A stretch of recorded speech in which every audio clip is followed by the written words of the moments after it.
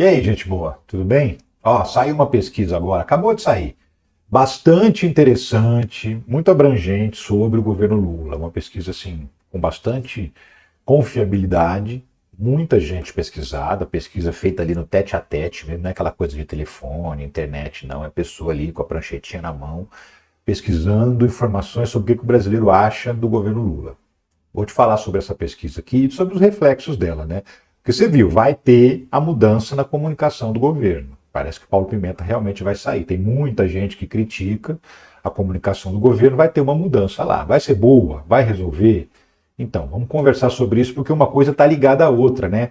A pesquisa de aprovação do governo com a forma como o governo se comunica com os brasileiros, né? E se isso é condizente com a realidade do Brasil, se o resultado dessa pesquisa é condizente com a nossa realidade. Eu acho que isso precisa ser avaliado. Vem comigo que a gente vai fazer isso junto então, tá? Eu sou Ricardo Mello, o explicador-geral da República. Estou aqui para traduzir o politiquês para o bom e velho português. Também já te peço para sentar o dedo no like, se inscrever no canal, ativar o sininho. Entra no grupo de Zap. Aqui, ó, o conteúdo chega primeiro, tá? O link está na descrição. Também te peço, se puder, se quiser, para participar do financiamento coletivo. É assim que eu consigo manter esse trabalho no ar. Você pode contribuir sendo membro do canal. Aqui embaixo também tem um botão Seja Membro. Ele aparece depois que seja inscrito no canal. E aqui em cima tem essa chave Pix. A maioria usa essa forma aqui, tá? Se você não tiver nada para contribuir, contribua com like, com um comentário inteligente, engrandeça o debate, engaja comigo, que isso já ajuda e ajuda muito. Mas vamos lá, vamos entender essa história dessa pesquisa que eu estou te falando aí. Quaest, a maioria acha que o terceiro mandato de Lula é pior do que os anteriores. Do que os presidentes anteriores? Não. Do que os dois primeiros mandatos do próprio Lula lá entre 2003 e 2010. A maioria das pessoas pesquisadas acha que esse mandato não é tão bom quanto aquele mandato do Lula. Por que essa pesquisa é tão interessante assim? Primeiro, e acho que o mais importante é porque ela realmente tem uma amostra grande de entrevistados. Olha só, 8.598 brasileiros com 16 anos ou mais foram ouvidos entre os dias 4 e 9 de dezembro. O índice de confiança é de 95%. O que isso quer dizer? Que se repetir essa pesquisa 100 vezes, 95 vezes vai dar o mesmo resultado. O levantamento foi feito pessoalmente em 120 municípios nas 5 regiões do Brasil a partir da aplicação de questionários. Então é aquela coisa, né? Proporcional à população brasileira. Quantos homens, quantas mulheres, brancos, pardos, pretos, indígenas, renda salarial, até 2 salários mínimos, 2 a 5, acima de 5, e assim vai. As pessoas são classificadas dentro desses nichos. E aí a pesquisa traz informações interessantes. Vamos lá. 41% dos entrevistados avaliam que o governo Lula é pior do que as 2 gestões anteriores dele próprio. 35% disseram que é melhor e 19% acham que é igual, que é a mesma coisa. 52% aprovam o trabalho que o Lula está fazendo, 47% desaprovam. Então, assim, aprovam o trabalho do Lula não necessariamente significa aprova o governo, mas sim o empenho pessoal do presidente em administrar o país, né? A aprovação do trabalho do presidente no Nordeste oscilou de 69% para 67%. Oscilou porque está dentro da margem de erro, então assim, pode até nem ter alterado nada. Essa diferencinha é esperada. Bahia e Pernambuco caiu de 69 para 66, isso na Bahia, em Pernambuco de 73 para 65. Quedas importantes em 2 estados em que o governo é muito bem avaliado, até acima da média dos estados do Nordeste, onde tem avaliação maior. Então tem uma queda aí acima da margem de erro. O que mais? O governo Lula é considerado melhor do que o governo Bolsonaro. Decidida, a maioria. Entre os ouvidos pela pesquisa, 42% disseram considerar que o governo petista é mais positivo. 37% acham que o governo do Bolsonaro era melhor. O restante, 20%, considera que é igual, que não fez fu nem fá, não mudou nada a vida dessas pessoas. Eram 22%, então já tem 2% aqui que optou por achar alguém melhor. 3% estão nem aí. Recortes sociais, isso aqui também é importante porque demonstra quem é esse brasileiro que gosta e que não gosta do governo Lula. Mais pobres aprovam o governo Lula. Renda familiar até 2 salários mínimos, 63% aprovam e 34% desaprovam. Então quem ganha até 2.800 e pouquinho, quase 2/3 aprovam o presidente. O governo é mais desaprovado entre quem tem renda superior a 5 salários mínimos. 59% dessas pessoas desaprovam. 39% dos ouvidos aprovam o trabalho do presidente. Quem é essa galera? Pô, a galera ganha 5 salários mínimos. Quantos são 5 salários mínimos? 5, 7 e pouquinho. O cara ganha 7 mil e poucos reais e já está insatisfeito com o governo Lula. Por quê? O que acontece com esse cara? Eu tenho até meu palpite, sabe? Quem que é esse cara? Esse cara é um trabalhador assalariado, ou é um cara que tem um empreendimento, ou é um MEI, ou até um Uber. Tem Uber que ganha isso, tá? E esse cara está insatisfeito com o governo. Por quê? Porque qual que é a vida desse cara? Trabalhar e ficar na rede social ou no Zap. Ele já não vê mais jornal, ele não lê site de notícia, ele fica no Zap, fica lá no TikTok tentando dar risada dos vídeos, aí acaba vendo vídeo de política também, que chega para ele. É esse cara.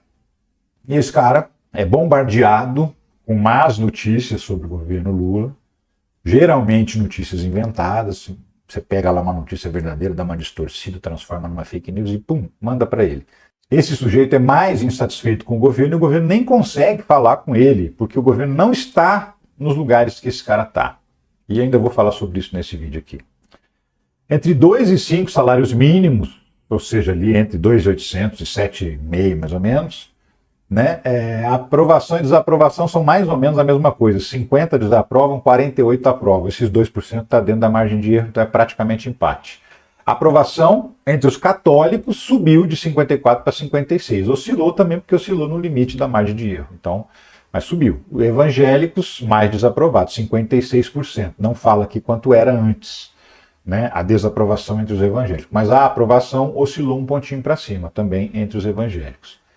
Desaprovação de Lula na população branca caiu de 55% para 52%, acima da margem de erro. A aprovação subiu 6 pontos, de 40 para 46, ou seja, tem mais pessoas brancas aprovando o governo Lula nesse momento. Entre a população preta e pardo,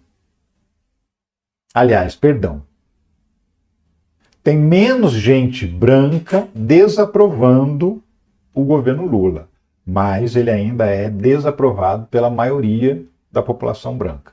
Entre pretos e pardos é justamente o contrário, né? Entre a população preta, 59% de aprovação, 39% de desaprovação.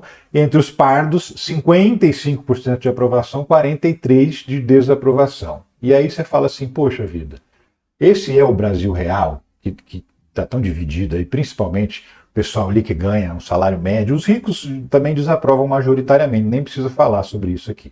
Mas assim, essa galera que a gente está falando é gente comum, gente. É o cara que trabalha no supermercado da esquina, que ganha um salário mínimo e meio, 2. É a opinião dessa pessoa que a gente está vendo. É a opinião do cara que é o gerente da padaria, que ganha um pouquinho mais de 5, 6 mil reais. Essa gente está insatisfeita com o governo Lula. Por quê? O que acontece? Como é que o Brasil está, afinal de contas? Então, é estranho, porque olha só, o desemprego cai para o menor nível da história. Menor nível da história, 6,2% em outubro. 103 milhões e 600 mil brasileiros estão trabalhando, com carteira assinada ou não, mas estão ganhando seu dinheirinho. Encontraram uma forma de sobreviver, com todas as dificuldades. Renda média dos trabalhadores brasileiros cresceu 7,1% em 2023. Ó, matéria da Jovem Pan, gente, matéria de direita, de um site de direita, né? Falando que o brasileiro está ganhando mais. No ano passado inteiro, ele passou a ganhar 7% mais. Aí você pega esse ano, agora, terceiro trimestre, renda habitual média dos trabalhadores brasileiros apresenta um crescimento interanual de 3,7% no terceiro trimestre de 2024. Então, assim, já tinha crescido 7% ano passado. Aí de setembro do ano passado a setembro desse ano cresceu mais 3,7%. Então, assim, já tem um crescimento acumulado aí de mais de 10%, quase mais de 11%, na verdade, porque é juro sobre juro. Mais de 11% de crescimento que o brasileiro está ganhando mais. O cara ganhava 5 mil, está ganhando 5,5 de um ano para o outro. Entendeu? É isso que está acontecendo no Brasil. PIB do Brasil teve a quarta maior alta entre países do G20 no terceiro trimestre. Então, assim, só 2 países cresceram mais do que o Brasil no mundo, no G20, que é o grupo dos 20 países mais ricos do mundo. E o Brasil ficou em quarto, mas foi empatado com a China. Não é com qualquer um, com a China, empatado. Terceiro e quarto ali na margem de erro, porque a China tem uma economia muito maior, 1 bilhão e quase 1,5 bilhão de habitantes. Então, o Brasil cresceu igual a China, gente, nesse terceiro trimestre. Extrema pobreza e pobreza no Brasil atinge o menor nível da história. Nunca teve tão pouca gente ou tão menos gente na extrema pobreza e na pobreza. Então o brasileiro está trabalhando mais, ganhando mais, a economia está crescendo e a fome, a miséria está diminuindo. Isso é ou não é um país que está indo bem? Pô, vamos ser sinceros, vamos ser honestos aí, vai. Sem paixão política. Tem problema? Lógico que tem, sempre vai ter, né? É para isso que existe oposição, é para isso que existe a gente, para chamar atenção para os problemas. Sempre vai ter problema para ser resolvido. Sempre vai ter alguém no lugar errado. O governo é uma estrutura gigantesca. E esse alguém pode não estar atendendo a contento a nossa expectativa. Pode estar sendo incompetente, pode estar sendo lento, e a gente está aqui chamando atenção. Problema sempre vai ter. Agora, isso aí é um país que está indo mal, gente? Pelo amor de Deus, né? Mas e aí, então? Por que a aprovação do Lula não é igual dos 2 primeiros mandatos, principalmente do segundo, que ele saiu com quase 90% de aprovação? 90%, quase isso. 87%, se não me engano. De aprovação, tá? Era quase unanimidade. Por que agora isso não acontece, né? Então, o Lula mesmo faz essa avaliação. E ele fez essa avaliação num seminário, num evento do PT. Lula diz que há erro nasceu na comunicação do governo e promete ajustes. Pois é, ele está dizendo que o governo não consegue conversar com as pessoas, não consegue mostrar para as pessoas as suas realizações, né? Só chega notícia ruim no celular do brasileiro. E não chega notícia boa sobre o governo. E é por isso que o brasileiro tem essa má vontade, mesmo o país estando crescendo, se desenvolvendo, distribuindo renda, melhorando as condições sociais do povo. E por que isso acontece e qual que é a ação a ser tomada? O governo discute saída honrosa para Pimenta, o Paulo Pimenta, após Lula defender correções na comunicação. Então, o ministro da SECOM, que é a Secretaria de Comunicação, deve ser trocado, o que tudo indica vai ser trocado. E por quê? Ele tem culpa. Né? Ele próprio foi perguntado, depois dessa crítica do Lula, porque falou, poxa, isso aí é demissão, né? Está demitido. Então vamos perguntar para ele, a imprensa foi procurar o Paulo Pimenta, ficou, né, tentando falar com ele, até que Paulo Pimenta quebra o silêncio após críticas de Lula. Não sou marqueteiro, Paulo Pimenta é jornalista, como eu, jornalista, está acostumado com a notícia, né? E é deputado, já tem um tempo que está na política, que nem está mais praticando o jornalismo. Mas beleza, o que ele se falou assim em defesa própria? O presidente fez uma avaliação crítica sobre a comunicação que vai para além do governo, quer dizer, a esquerda, o PT, a dificuldade, a incapacidade que a esquerda tem tido de construir uma narrativa capaz de fazer frente ao avanço da extrema-direita, que é uma preocupação que eu também tenho. Então, assim, o Paulo Pimenta está dizendo, o Lula está dizendo que nós, como um todo, progressistas do planeta, não estamos sabendo enfrentar a extrema-direita nas redes sociais. E aí o Lula está entendendo que é isso que está acontecendo. Então não é só comigo, tal, é um problema generalizado. Nesse ponto ele tem razão, é mesmo um problema generalizado. A esquerda, os progressistas não sabem usar as redes sociais, ou melhor, até sabem, mas eles têm um limite, eles vão até certo ponto. Por quê? Porque existe uma ética, né? Daqui não posso passar, não posso inventar uma mentira. Posso até usar uma palavra assim mais chamativa, mas ela não pode ser mentirosa. Não posso dar uma informação errada. Então a esquerda, os progressistas chegam ali, nesse limite, dali eles não avançam. Do lado de lá não tem limite nenhum, pode ser mentira, não interessa, não quero nem saber se é verdade ou mentira. Essa frase que veio nesse título me interessa, vou espalhar. Se for mentira, dane-se. Então, assim, existe uma diferença brutal de comportamento mesmo da esquerda com a direita, né? A esquerda tem uma ética que a direita não tem, para eles vale tudo. Então fica realmente mais difícil de enfrentar essa galera. Agora, você pensa que é só por isso? O único motivo é notícia falsa? O único motivo dessa avaliação não ser tão boa é porque o governo não sabe se comunicar? Não, tem fatores concretos também que estão afetando a vida do brasileiro, principalmente do brasileiro mais pobre. Não é só a comunicação. Uma delas é a questão da inflação dos alimentos, né? IPCA, café e carnes fizeram a inflação de alimentos subir em novembro. O índice geral da inflação foi 0,39 em novembro, mas a alimentação subiu 1,81, ou seja, subiu 5 vezes mais do que a inflação oficial. Porque está subindo a carne, está subindo o café, está subindo vários alimentos, que é justamente onde o pobre gasta o dinheiro. Onde essa galera que ganha entre 2 e 5 salário mínimo, que ganha 5 a 10 salários mínimos, é onde essa galera gasta boa parte do seu dinheiro, com a alimentação. E ele vai lá no supermercado, o preço está mais caro no dia seguinte, ele volta daqui a 15 dias, está mais caro de novo. Ele fala, pô, é o governo, é sempre o governo, a culpa é sempre do governo, né? Mas nem sempre é, a verdade é essa. Existem situações movimentos de governos que podem elevar os preços, mas existem situações também que não são provocadas pelo governo. Às vezes as duas coisas acontecem juntas, e às vezes não, né? Então, assim, o que está acontecendo agora? Alimentos representam 60% da inflação dos mais pobres em outubro. Então, de tudo que subiu para o mais pobre, transporte público, aluguel, energia elétrica, a alimentação foi o que mais subiu, né? O que ele come. Então ele está tendo que mudar de marca de arroz, de marca de margarina, de marca de óleo, porque tem que comprar o mais barato. E sim, ele não estava fazendo isso mais recentemente. Por quê? Porque ele está ganhando mais, está gastando mais. O próprio fato dele estar ganhando mais e gastando mais também ajuda a inflação a subir. Por quê? Porque tem mais procura pelo mesmo número de produtos. A tendência é meio que vir um leilão. Ó, tem mais gente procurando esse produto, vamos subir o preço. É isso que o mercado faz. E quando ele faz isso, isso gera inflação. Então, o fato de ter mais brasileiros ganhando mais dinheiro contribui também um pouquinho para a inflação. É uma das coisas que acontece. Mas não é só isso, né, gente? Inflação dos alimentos ficará acima de 6% com a seca e as queimadas, diz pesquisa. A inflação do Brasil como um todo, em 2024, está estimada a ficar perto de 5%, um pouquinho abaixo ou ali, no limite 5%. Mas a inflação dos alimentos deve subir 6%, deve ficar maior do que a inflação global. E é por isso que elas se sentem assim, né? Não estão gostando tanto assim do governo Lula. Por quê? Porque elas estão vendo o preço do supermercado subir. Dólar alto e oferta menor farão o preço dos alimentos subirem mais de 7% em 2025. Essa é uma previsão de economistas que estão dizendo, olha, deve continuar subindo no ano que vem, o que é um grande problema para o governo. E por que vai continuar subindo? Porque existem vários fatores. Existe fator ambiental.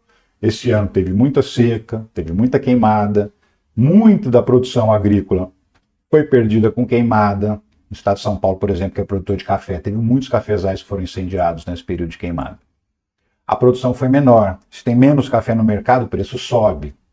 Outra coisa, está faltando café no mundo. Por quê? Porque tem problema de produção de café em vários lugares também por esse motivo climático. Choveu pouco, a florada não foi tão boa, não está produzindo tanto grão. Então, existe uma demanda lá fora pelo café brasileiro. Isso faz o preço subir. Por quê? Porque o cara que produz aqui no Brasil está podendo escolher se ele vende aqui ou se ele vende lá fora. Esses são fatores que têm influência do governo? Não necessariamente. Por quê? Porque isso é um fator de mercado. Produziu menos, diminui a quantidade de produto, o preço sobe, né? E a carne, por que está subindo tanto? O mesmo motivo. Existe entre safra de carne também. Tem períodos da produção de carne que os produtores abatem mais fêmeas. E tem períodos que eles abatem menos fêmeas. E quando isso acontece, diminui a oferta de carne. A cada 2, 3 anos existe essa oscilação. Né? Começam a abater matrizes, que aí nasce menos bezerros, a produção de carne diminui. Né? E isso vai fazendo o preço subir e descer. O que acontece é que o brasileiro que já não estava mais acostumado com a inflação, porque a inflação foi controlada e vinha relativamente controlada, agora na pandemia deu uma disparada.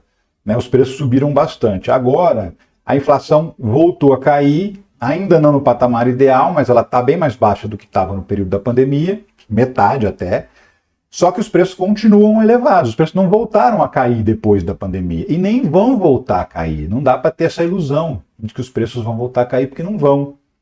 Os preços subiram e o máximo que dá para um governo fazer é fazer com que esse preço continue subindo mais lentamente. Ele nunca mais vai parar de subir. A inflação vai existir, mas ela vai, quanto mais baixa, significa mais lentamente os preços estão subindo. Então o que o governo está fazendo nesse momento é isso. Os alimentos continuam ficando mais caros, mas mais lentamente do que antes, porque antes estava subindo bem mais. Agora, mesmo assim, vai ter oscilação. O arroz vai subir, porque teve muita chuva, perdeu produção de arroz nas regiões mais produtoras, então isso também faz o preço subir. A carne, porque tem menos carne disponível, o café tem menos café disponível. O azeite subiu por quê? Porque lá na Espanha, que é o principal produtor do mundo, teve uma seca braba, não produziu a quantidade necessária de azeite, então está faltando azeite no mundo. E aí sim vai, são vários fatores que o governo não tem exatamente controle, mas que afetam a vida do brasileiro e o brasileiro bota na conta do governo. E como é que o governo faz para convencer as pessoas de que as coisas não são bem isso? Precisa conversar com as pessoas, e aí é que mora o principal problema. Não sabemos se o problema é Paulo Pimenta, se o outro vai resolver. O que nós sabemos é que existe de fato um governo assim, manco, na comunicação digital? Aqui, na rede social, aqui onde você está agora me vendo falar. O abacaxi multimilionário a ser descascado pelo substituto de Paulo Pimenta na Secom. O que é isso? Seja quem for o substituto do ministro Paulo Pimenta, cuja saída da Secom já foi definida pelo presidente Lula, terá como missão prioritária resolver um problema que se arrasta desde o início do mandato e que estava no centro das queixas de Lula sobre a comunicação do governo. Fechar um contrato para a comunicação digital do governo petista. Esse é o principal problema. O governo já tem 2 anos e ainda não tem contratado uma agência que cuide das suas redes sociais, que saiba a linguagem das redes sociais, que saiba rebater fake news, que saiba informar corretamente a população. Tem que ter gente especializada fazendo isso. E depois de 2 anos o governo não conseguiu contratar. Fez uma licitação, essa licitação teve suspeita de manipulação, e aí o próprio governo cancelou essa licitação e não fez outra. Não colocou outra aí para rodar. Então, assim, nesse momento não tem nem uma concorrência pública aberta para contratar uma agência, profissionais especializados em comunicação digital, em redes sociais, que é onde as pessoas hoje majoritariamente se informam. O governo ainda tem aquela visão, isso é uma pena, de que o povo brasileiro majoritariamente se informa pela televisão. Por quê? Porque existem pesquisas que apontam que 70% dos brasileiros ainda se informam pela televisão aberta. Qual é o problema que o governo não se atenta? É que o que aparece na televisão aberta foi pautado antes pela rede social. Sim, meus amigos e minhas amigas queridos, eu trabalho agora na internet aqui, mas há poucos anos atrás, até 2021, era um jornalista de televisão, trabalhava na TV Globo, né? Acompanho discussão de reunião de pauta e assim, é muito importante o que bombou na rede social, é muito importante aquele assunto que está bombando na rede social, está no jornal. Então, o que rola antes na rede social pauta a televisão. Então, se o que está pautado pela rede social estiver distorcido, já vai dar confusão lá na frente. Já chega estranho para o sujeito que está assistindo pela televisão. Então, ele recebe uma notícia o tempo todo lá no Zap dele, lá no TikTok dele, e é isso que está acontecendo, inclusive com pessoas mais velhas. Não é só coisa de jovenzinho não, tá? Não se engane. Sua avó, seu avô, sua tia, seu tio estão lá no TikTok vendo videozinho engraçado e vendo coisas contra o governo. Então ele é bombardeado com esse tipo de informação. A própria televisão é pautada por esse tipo de polêmica. O que fica para ele? E o governo não fala nada. Ele não vê o governo lá no TikTok, ele não vê o governo falando com ele, o ministro falando com ele, o presidente falando com ele, ele não vê. Ele não vê o cara, o ministro da área específica falando, ó, gente, não, nós não desligamos a água do Nordeste, porque é esse tipo de fake news que rola. Ele não vê um vídeo da ministra da Saúde falando, não, gente, nós não vamos taxar o medicamento contra o câncer também. É esse tipo de coisa que rola lá nos grupos. Então, assim, não tem uma resposta, nem do presidente, nem dos ministros, que precisam estar engajados nas redes sociais. Precisam. Não é uma questão de gostar, não gostar, de ser de estilo ou não ser de estilo. Precisam estar, porque a guerra acontece nas redes sociais. E se não tem regulação, e não tem mesmo, e isso é importante, porque a falta de regulação permite que a mentira corra solta, não tem regra. Você disputa um jogo com um adversário que não segue as regras e não tem um juiz para dizer, ó, apita o pênalti. Porque esse juiz deveria ser a própria plataforma que não impede que esse conteúdo circule, esse conteúdo mentiroso. Então, a gente vai estar sempre correndo atrás. Agora, a gente está aqui correndo atrás, eu estou aqui, tem diversos outros criadores de conteúdo que estão correndo atrás de desfazer mentiras, de desfazer essas falsas narrativas que são criadas, mas o governo tem que fazer a parte dele, é mais importante que o governo faça. E ele precisa fazer, ele precisa mudar isso. Não dá para depois de 2 anos não ter uma agência de comunicação especializada em rede social. Não tem como ter uma avaliação melhor. Será que em 2 anos dá tempo de corrigir esse rumo? Acho que dá. Agora, é preciso começar já.